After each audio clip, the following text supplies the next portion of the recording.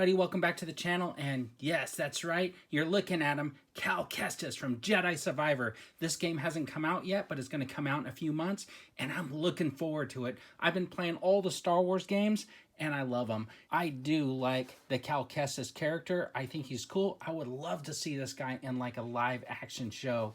But anyways, here's the box. I'm turning it around. It looks fantastic.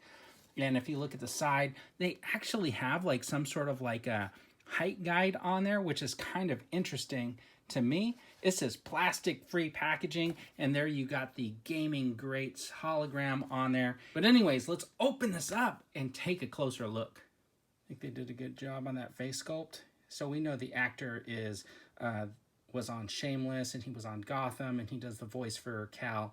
And I think he's a really good actor, so hopefully if they do bring him into live action, they'll just let him play the part. I think he can still do it. Anyways, so we got that pinless, we got the pinless knee technology, right? Which is basically like, there you go. There's no movement right here in the upper boot, but there is the movement down here in the ankle. And then, of course, you got this waist movement right here. Oh, you know what? It's not even waist movement. It's that ball right above the waist. It's hidden by this jacket, but he's got the arm, and you can see he's got that little butterfly joint in there, so he gets some good movement. And of course, he's got the pinless in the arm too, which is a really nice touch. Let's look at some of the detailing on here. He's got that nice chest fold. He's got this little padding piece up here. He's got this padding piece up here on his shoulder. I think it looks really, really decent. Look at that. He's got his belt down there that's got like some shells on it. He's got that nice belt buckle that's painted and sharp. And then he's got his cargo pant pockets. He's got these little designs on his boot. Really good detailing in there. And of course, he's got some more of those bullets right up here. Let's take a look at his back. Very nice detailing on the belt. I like the fact that they got these pieces right here. Makes it look like he has to reload a little bit. And of course, and he's got this piece right here on his wrist, which looks kind of cool. Kind of adds some deco to him. He's got a nice clean cut. Let's just take a look at his face sculpt versus the previous one. We'll stand them up next to each other. So yeah, he looks much younger, got a lot longer hair, and of course maybe looks a little bit more mature in this one, and his hair is a little bit more conservative looking. The leg came off. It's stuck in Cal's back, so we'll just leave that up there for now. But anyways, it's pretty much identical. They're gonna have like the same articulation. It's just basically like the paint scheme. And I don't know if this is just because it was like in the packaging, but these antennae are perfectly straight and these are kind of bent back a little bit. But I'm not too worried about that.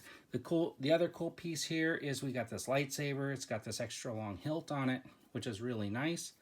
Now the thing is, in the trailer, it looks like he's got like a double-edged saber, so I'm kind of surprised they didn't give him that second blade. But here's his pistol. It looks kind of like an Old West or something like that. Looks really cool.